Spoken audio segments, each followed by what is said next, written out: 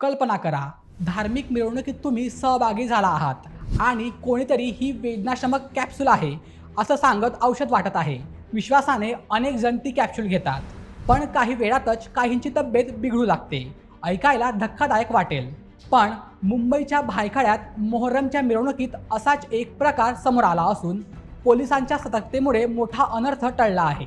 या प्रकरणात पुण्यातील 39 वर्षीय फैयाज निसार हुसेन प्रेमाजी याला अटक करण्यात आली आहे.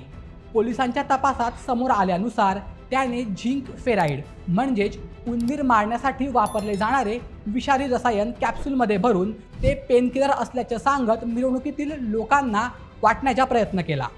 काही लोकांनी त्या कॅप्सूल घेतल्यानंतर अस्वस्थ वाटू लागल्याचा संशय निर्माण झाला आणि गस्तीवरील पोलिसांनी तात्काळ कारवाई करत आरोपीला ताब्यात घेतलं. त्यांच्याकडून तब्बल 14,900हून अधिक विषारी कॅप्सूल जप्त करण्यात आल्या.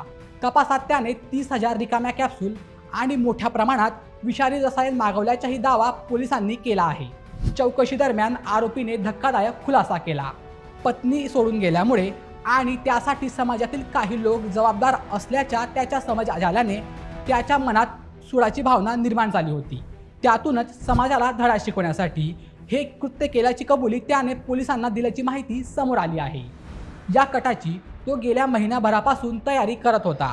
त्याने इंटरनेटवरून विषारी रसायन कॅप्सूल तयार करण्याची माहिती मिळवली होती आणि डोंगरीतील हॉटेलमध्ये या कॅप्सूल तयार केल्याच्याही तपासात उघड झाला आहे. सुदैवाने भायखळा पोलिसांच्या सतर्कतेमुळे हा मोठा कट वेळेत उधळला गेला, अन्यथा हजारो लोकांच्या जीवाला गंभीर धोका निर्माण झाला असता. या प्रकरणाचा तपास अजूनही सुरू असून आरोपीचे इतर कोणाशी संबंध होते का याचाही शोध पोलीस घेत आहेत.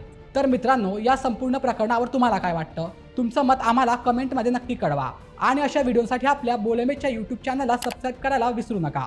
धन्यवाद.